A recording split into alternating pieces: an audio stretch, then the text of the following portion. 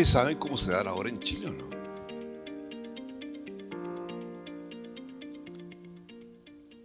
¿Qué hora es?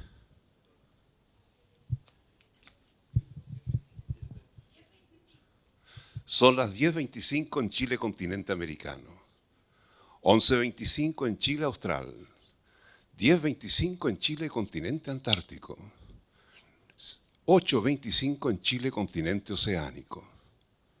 Chile, 4 señales horarias, 3 continentes, una sola gran nación.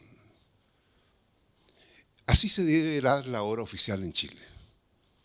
De esa forma entendemos y comprendemos el territorio que a nosotros nos ha entregado la naturaleza y la institucionalidad mundial. Chile, 3 continentes, una nación que tiene historia y que la hemos ido construyendo y a veces desconstruyendo. Pero ahí estamos. Así que ya saben cómo se dice la hora en Chile. No se trata de decirlo a cada rato, pero cuando tomamos el acuerdo, esto estábamos en la Antártida, lo hicimos pensando de que a lo menos las radios, 2 veces en el día, a las 12 horas y a las 24 horas transmitieran la hora oficial de Chile. De esta forma, y de esa forma también asumíamos nosotros el compromiso con un territorio inmensamente amplio como es el territorio chileno. Quiero contar una anécdota que voy a dejar complicado al decano aquí, con todo el respeto y cariño, pero yo efectivamente fui un hombre de teatro. Se está montando ahora una obra mía nuevamente. Esperamos que en los próximos cercanos meses se estrene. Y estudié también teatro en Europa. Me fui a París, era muy joven, tenía 18 años, un poco irresponsable sin duda alguna.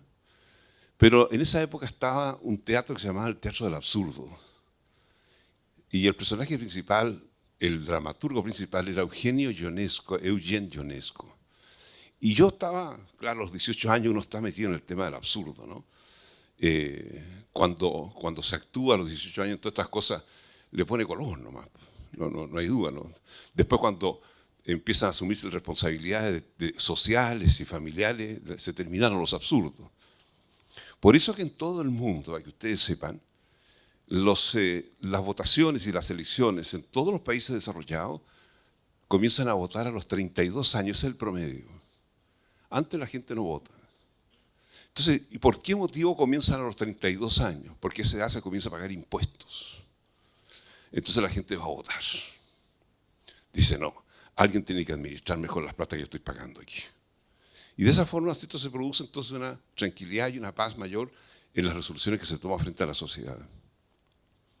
Yo de vuelta a Europa, tenía 19 años recién cumplido, llegó el presidente del Centro de Alumnos de la Facultad de Derecho de la Universidad Católica, don José Luis Sea, que es un personaje bastante conocido de la Constitución chilena, junto con don Luis Orellana, que después fue durante mucho tiempo secretario del Consejo de Defensa del Estado. Eran estudiantes de un poco más de 19, 20 años, estaban en la universidad, y me dicen lo siguiente: venimos después de conversar con nuestro director, un señor Urrejola, que había ido a la Corte de Apelaciones y había visto un exalumno de Derecho de la Universidad Católica, de esta universidad, decían ellos, alegando frente a los ministros.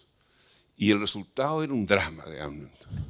Era una estatua, parecía una esfinge egipcia, sin mover nada, ni los labios casi. El lenguaje era muy, claro, fonético, pero muy modesto, digamos. Entonces, este asunto hay que resolverla. Y hemos resuelto contratar un profesor de teatro. Y me contrataron. Y yo fui director de una escuela de teatro que se formó en la Universidad Católica durante 3 años, con 62 alumnos que se inscribieron porque no era obligación. Y formamos entonces, a través de las obras de teatro de Cervantes, que son muy ricas en personajes, una forma de participación para que adquirieran un lenguaje más amplio en los debates que tendría que tener, o en la exposición, en los debates, en la exposición que tendría que hacer frente a los ministros. Hoy día todo es oral. Así que preparé a ese grupo durante 3 años Y pasaron los años. Y la Corte Suprema me nombra ministro el año 2014, 2012, no hace tanto atrás. Ministro del Tribunal Calificador de Elecciones, que para la Corte Suprema es la sala electoral de la Corte Suprema, por así decirlo. Porque son todos ministros de la Corte Suprema, salvo una persona que era yo, que venía de fuera, pero para venir de fuera y estar en esa sala, había que haber sido presidente del Senado o vicepresidente del Senado, yo lo era, y asumí entonces como ministro de la Corte Suprema, con ese rango. Y ahí entonces comencé a ver a los abogados alegar. Estaba al otro lado. Años atrás había estado en la preparación, años después estaba oyendo el alegato de los señores abogados, de ustedes. Y quiero contarles que le hace falta a las clases. No estoy ofreciéndome para nada, ¿no? Pero quiero contarles de que al término de las exposiciones que hacían los abogados, muchos de ellos, se iban, el presidente de la sala, el ministro Valdés, en este caso tocaba la campaña, terminados los alegatos, se iban para afuera, nos quedábamos los 5 ministros. Y lo usual era que el presidente dijera, ¿entendió algo alguien? Los 5 ministros decíamos, no. ¿Y qué vamos a hacer? Bueno, la secretaria relatora se hace cargo de informar este tema, obviamente, ¿no? Pero quiero contarles esa experiencia que he vivido y que vale la pena que ustedes se preparen también los alegatos. A veces los silencios son expresiones muy fuertes. El ponerse de pies en un instante, sentarse después, mirar por otro lado, no dar tanto número, en fin, no sé. Ese es un dato, una experiencia que la viví, ¿no es cierto?, y que vale la pena considerarla después en el futuro. ¿Esta constitución actual de Chile es buena constitución? Sí, la actual es buena constitución. ¿Y por qué entonces están las tocaciones de niños en Talcahuano? ¿Lo permite la Constitución? ¿Y por qué se produce, digamos, estos hechos de repente tan dramáticos que significan, digamos, una expresión inmediata y trascendente del mundo cristiano? ¿Dónde estamos nosotros? Nosotros estamos, y aquí recojo las expresiones, parte de las expresiones de nuestro capellán, que fue magnífico lo que oímos de él. Nosotros vivimos en una civilización. Los seres humanos de pronto quisieron tener mucha fuerza y crearon imperios, crearon monarquías, reinados, gobiernos, presidentes, mucho poder. Pero lo que sobresalía sobre todos esos poderes fue una cosa que se llamó la civilización, que fue creada por Jesús, por sus principios y sus valores. Por eso que se llama civilización occidental cristiana. Yo tengo una hija que estudia y es profesora en China, en la Universidad de Beijing, y me dice, fíjate, papá, que nosotros estimamos que todos los años hay unos 10 millones de chinos que se incorporan al mundo cristiano. Todos los años. Por eso entonces que el diario Le Monde de París, en el año, hace unos 20 años atrás, publicó un libro sobre las religiones del mundo y señala de que para el año 2050, estamos en el 23, o sea, 27 años más, dice, el 75% del mundo será cristiano. Y parece que vamos avanzando para allá. El hecho de que sea cristiano representa, digamos, una expresión que trasciende nuestra propia civilización, que está en el occidente de esta tierra, de este planeta, pero se extiende sin duda alguna, se está extendiendo sin duda alguna hacia el oriente, hacia lo que nosotros llamamos de Asia, qué sé yo, en fin, todo el mundo árabe también. La primavera árabe de muchos conflictos que hubo hace algunos años atrás era una visión de los jóvenes mirando a Occidente que tenía una forma de vida que es la nuestra, ¿cierto?, desarrollándose en tal forma que se protegía la libertad, se le daba la libertad a la imaginación creadora, se establecían las fórmulas de tener una fórmula de sociedad libre, etcétera, etcétera, que los árabes no la tenían, los musulmanes menos. Los musulmanes, para desarrollar su religión, también requieren que el gobierno sea musulmán. No es el caso de los cristianos. Los cristianos han señalado las mismas expresiones de Jesús: a Dios lo que es de Dios y al César lo que es del César. Y nuestra preocupación de pronto por los principios y valores cristianos representa, ¿no es cierto?, un principio natural e inicio de nuestras propias vidas. Por eso es que cuando se discuten algunos asuntos que son propios de leyes, constituciones y otras cosas más, siempre hay que conocer en profundidad el término con que se expresó tal hecho. Miren, la ley de culto. La ley de culto es una ley muy simple, pero nosotros consideramos que es una ley muy universal y efectivamente hemos expuesto en ella en distintos continentes y existe una disposición muy favorable a seguir su ejemplo. La ley de culto chilena tiene un elemento primario, que es reconocer la existencia de la Iglesia sin participación alguna del Estado, naturalmente. Eso está en la conciencia, en la espiritualidad de las personas, que conforman una agrupación que la transforman en iglesia o entidad religiosa y culminan su actuar, ¿no es cierto?, y su presencia en la función propia que han asumido para extender, digamos, su doctrina. Y el Senado tenía comisiones y tiene comisiones de 5 senadores. Sin embargo, cuando discutimos esa ley, hubo muchos senadores que quisieron participar. Entonces se formó una comisión de 11 senadores. Y esos 11 senadores eligieron un presidente, que fui yo, y nos instalamos, ¿no es cierto?, y comenzó la discusión, y al salir de la primera sesión afuera estaba lleno de periodistas, porque era una ley tan especial, ¿no? Entonces un periodista se acerca y me dice, presidente, ¿por qué son 11 senadores? Y yo le digo, porque dejamos a Judas Iscariote afuera, así de simple. Y resolvimos, ¿no es cierto?, quedarnos con lo ya conocido y con las virtudes de lo ya conocido. Esta cosa que provocó algunas sonrisas de la gente, en fin, de los periodistas, en el fondo estaba reflejando algo muy trascendente. En una reunión, invitado por la Iglesia Adventista en Brasil, me tocaba exponer sobre la ley chilena.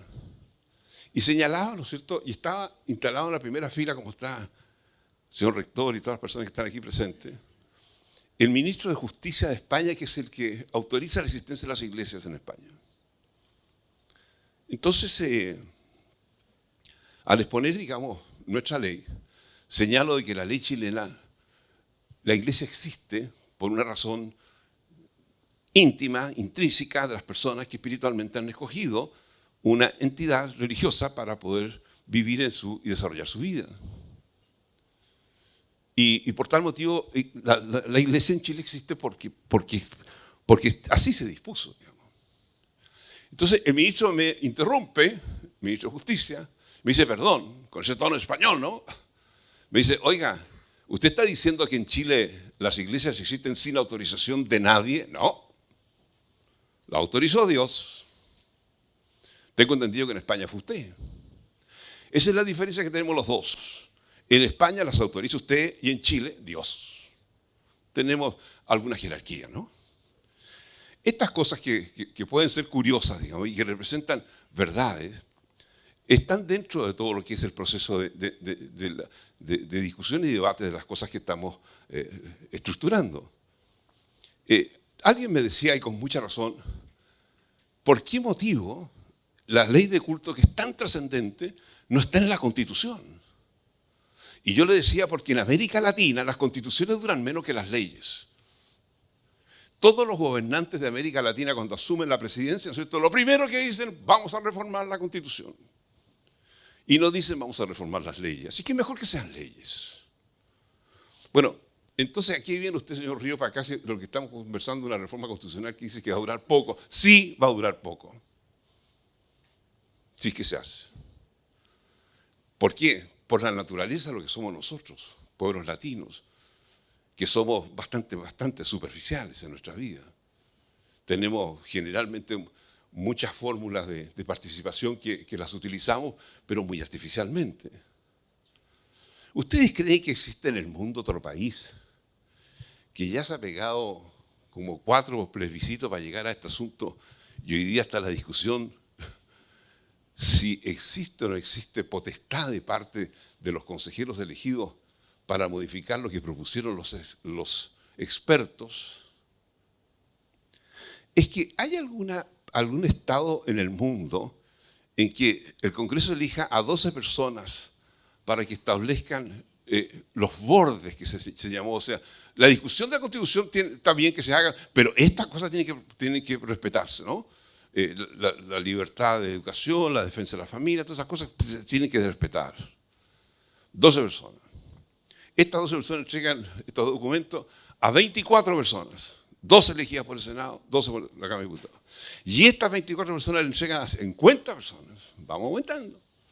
Que son los consejeros regionales que fueron elegidos hace un par de semanas atrás, ¿no es cierto? Y finalmente ellos son los que tienen que entregar este documento al país para que el país vuelva a pronunciarse nuevamente. Hay plebiscitos en que un grupo político obtuvo el 80%. Y hay plebiscitos en que el otro grupo político obtuvo un 62%. Al revés, ¿no? Entonces, estamos frente a una situación que realmente es muy especial, ¿no? Y entre medio está la Constitución.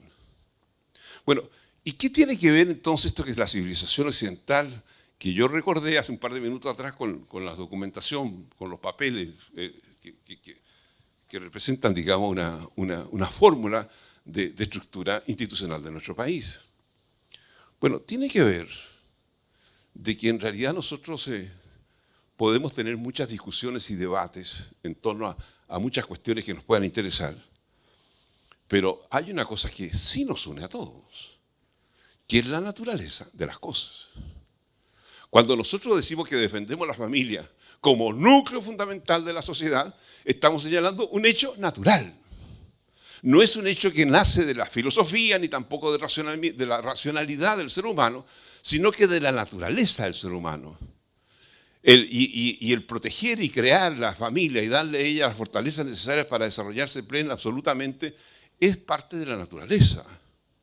Como es parte de la naturaleza la obligación que tienen los padres sobre los hijos en materia de educación. Baltasar Carripán, mi amigo lonco de Tirúa, un día me preguntaba, oiga, ¿qué son los hijos para usted?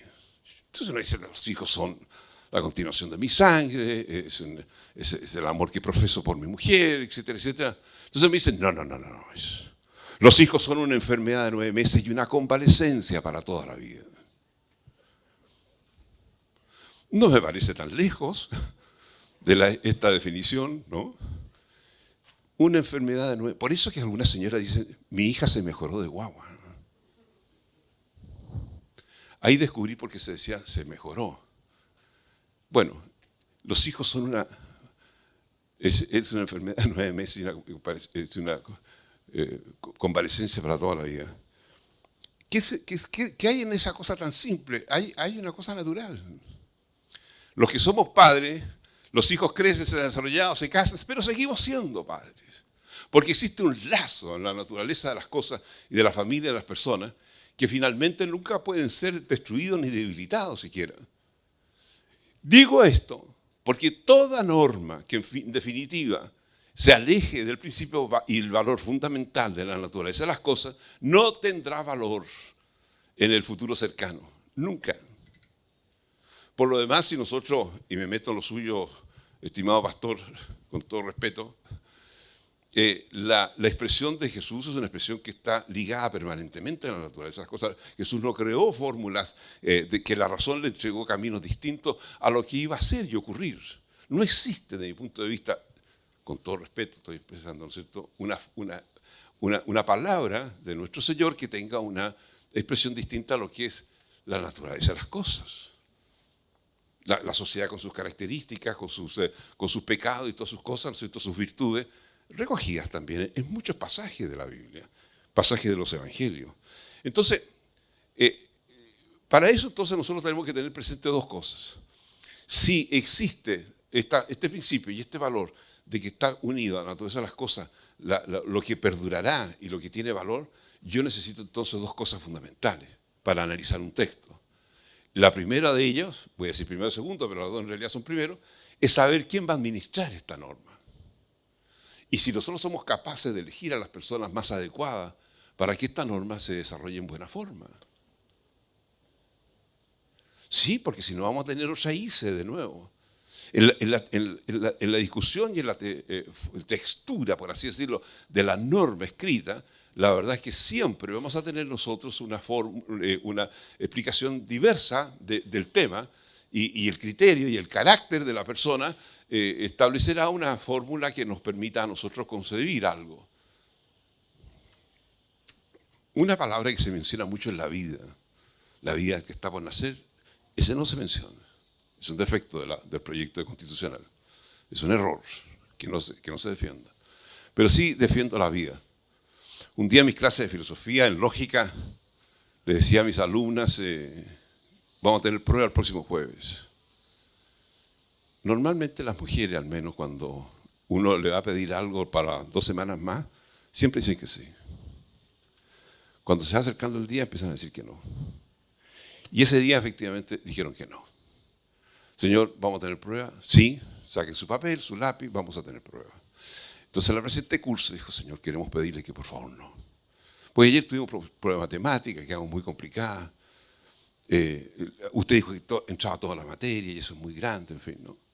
No, pero yo les tengo una buena noticia. ¿Qué noticia me tiene? Yo voy a dictar las preguntas y me voy. Puede ser.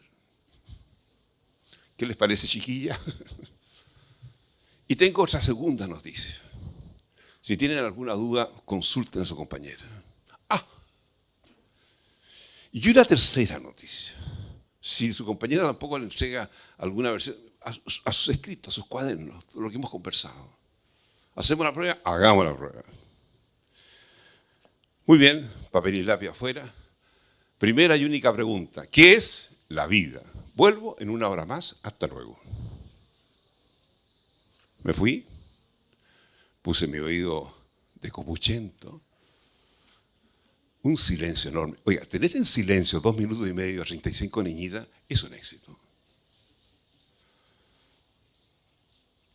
Y de repente una voz de algún rincón de la sala de clase diciendo, oye chiquilla, ¿y qué es la vida? La respuesta inmediata a la que está sentada en primer lugar. ¿Y tú no sabes lo que es la vida? Fíjate que no sé. Bueno, sí, pero no sé cómo explicar lo que es la vida, ¿no?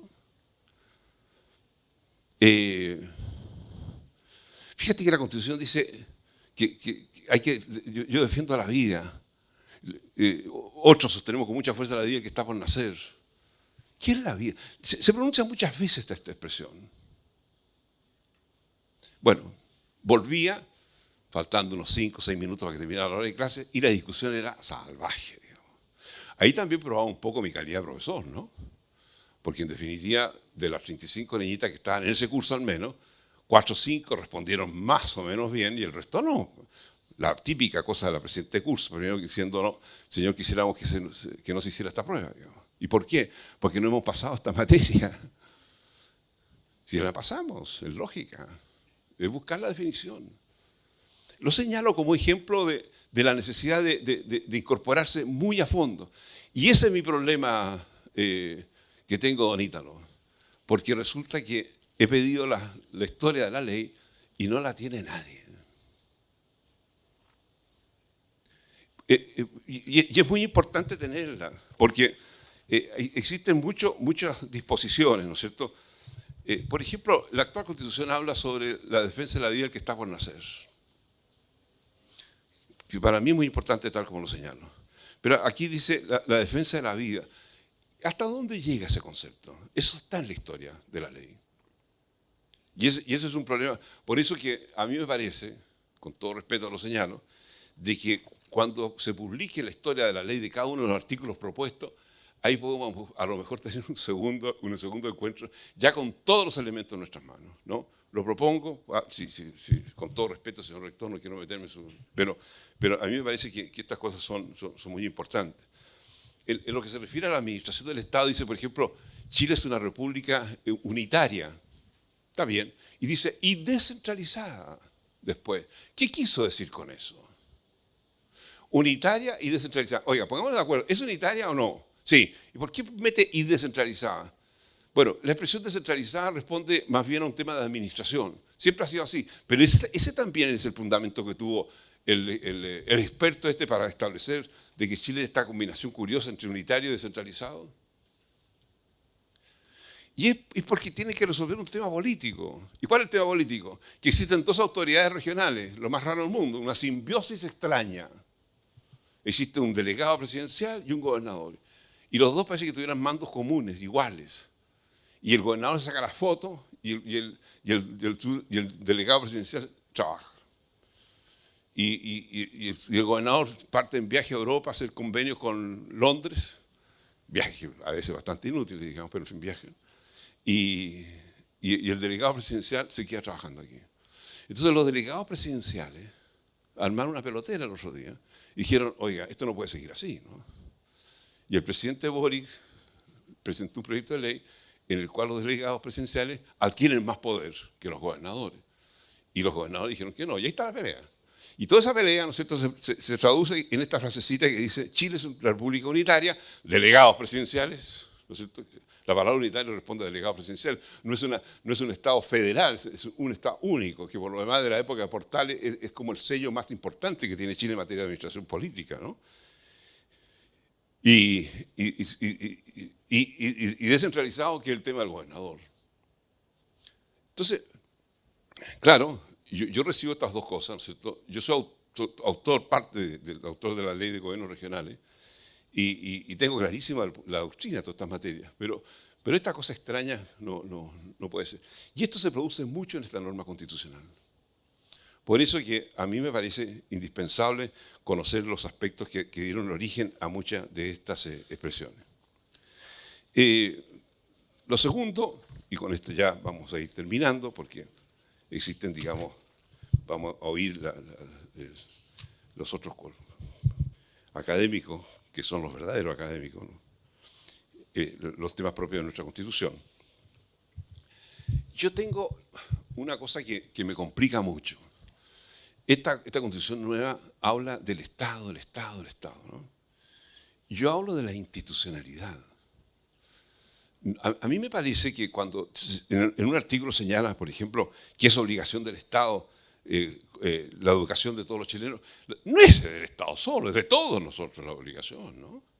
Así que esta definición de Estado, que el Estado dispone, ¿no es cierto?, sobre la salud de los chilenos, el Estado dispone sobre la educación, el Estado dispone sobre esa cosa, es un asunto que va marginando al resto de la sociedad.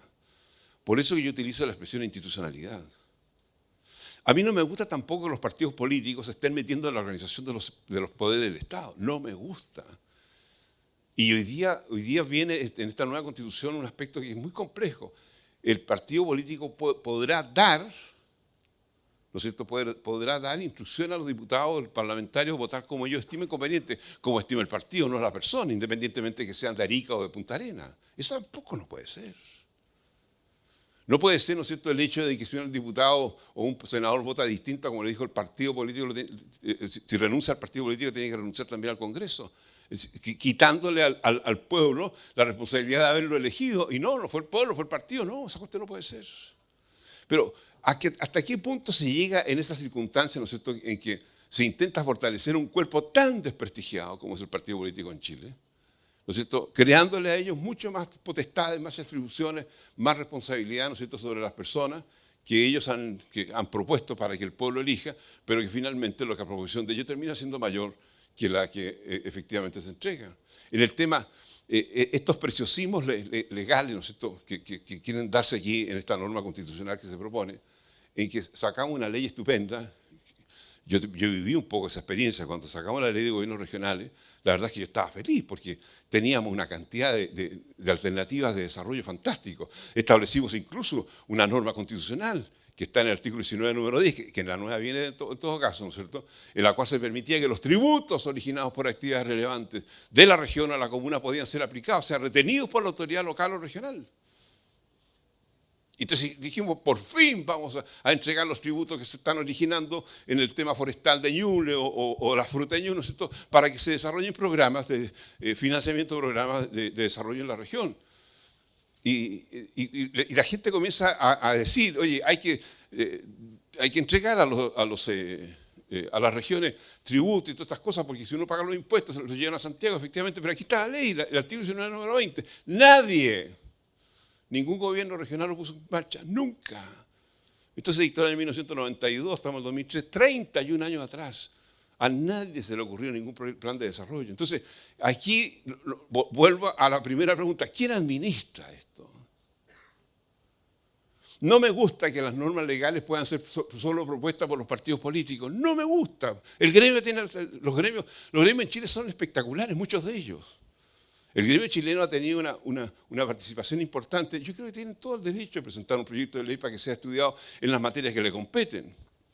Yo fui presidente de la Comisión de Vivienda del Senado durante mucho tiempo y siempre estuve ahí el Colegio de Arquitectos, el Colegio de Ingenieros, ¿no es cierto?, entregando su adhesión, su apoyo. Nunca estuve en la Comisión de Educación de los profesores, nunca.